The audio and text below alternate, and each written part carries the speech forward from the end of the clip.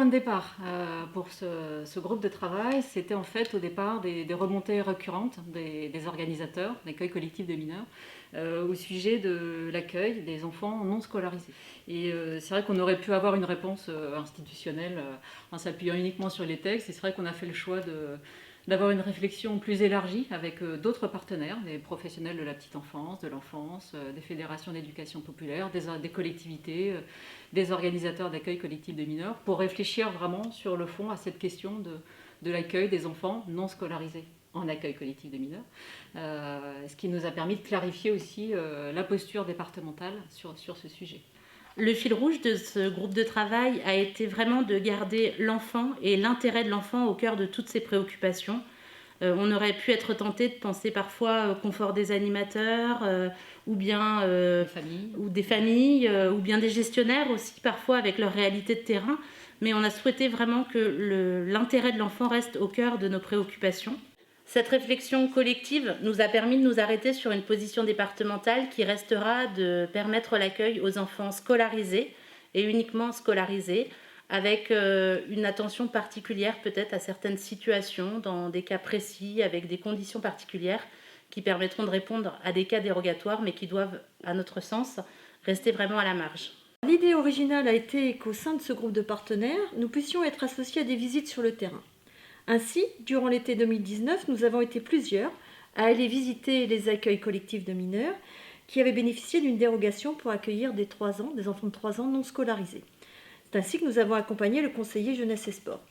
Ces moments ont été d'une grande richesse en matière d'observation de l'aménagement des espaces, de la place du tout-petit, s'il y avait aussi un référent de l'accueil. Et ainsi, riche de ces observations, nous avons pu alimenter la réflexion du groupe de partenaires.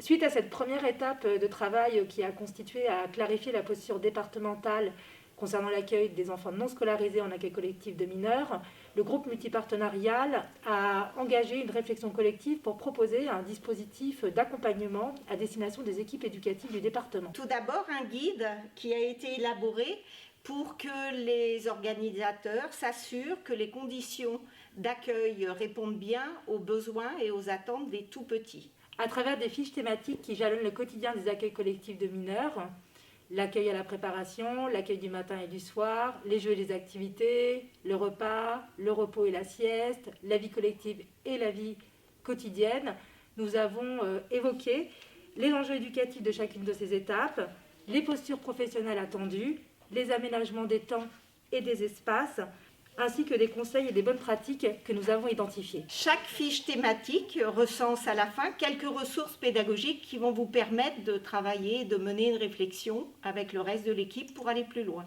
À l'intérieur du guide, vous trouverez également 3 fiches annexes, une qui porte sur le développement et les besoins de l'enfant du tout-petit, une deuxième qui porte sur l'apport de l'observation dans sa pratique professionnelle et une troisième liée aux enjeux éducatifs de la participation.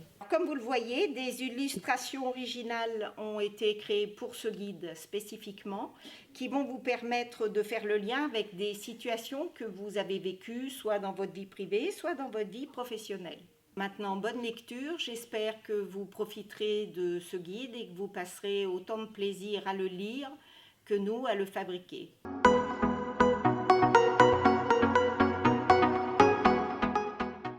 Pour que le guide soit lu, compris et discuté en équipe, le groupe de travail a décidé de travailler sur un support pédagogique en fait, pour faciliter l'appropriation des éléments du guide par l'ensemble des équipes. L'idée, c'est vraiment de vous amener en équipe à avoir une réflexion collective sur les jeux, les activités, la façon de préparer l'accueil, la vie collective. Donc ce support pédagogique prend la forme d'un jeu de plateau avec un système d'un pion collectif qui va avancer sur un parcours. Le parcours est constitué de cases de couleurs qui correspondent à des thématiques que vous allez retrouver dans le guide.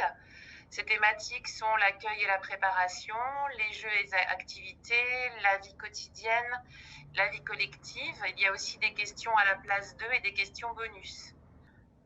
Les cartes à la place 2 vont vous permettre de mener une petite introspection et le temps d'une question, tenter de vous mettre à la place de l'enfant qui se trouve dans une situation spécifique. Il n'y a pas de bonne ou de mauvaise réponse, juste la possibilité pour vous de vous mettre dans un espèce d'effet miroir et de ressentir ce qu'un enfant peut être amené à vivre dans des situations spécifiques.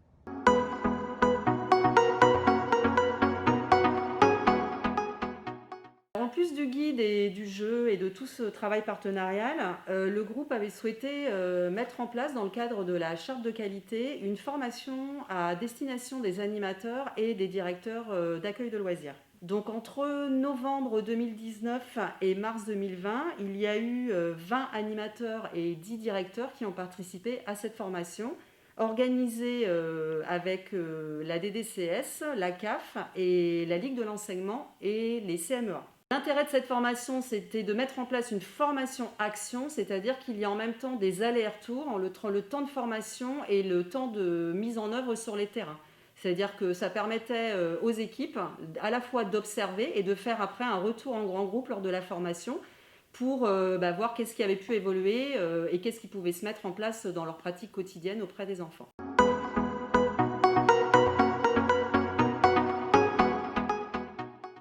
Le souhait du projet et du collectif était aussi de faire un temps fort. Ce temps fort devait vous réunir, directeurs et animateurs, pour pouvoir discuter, échanger le guide, le jeu et la formation. Ce sont les 3 axes les plus importants du projet.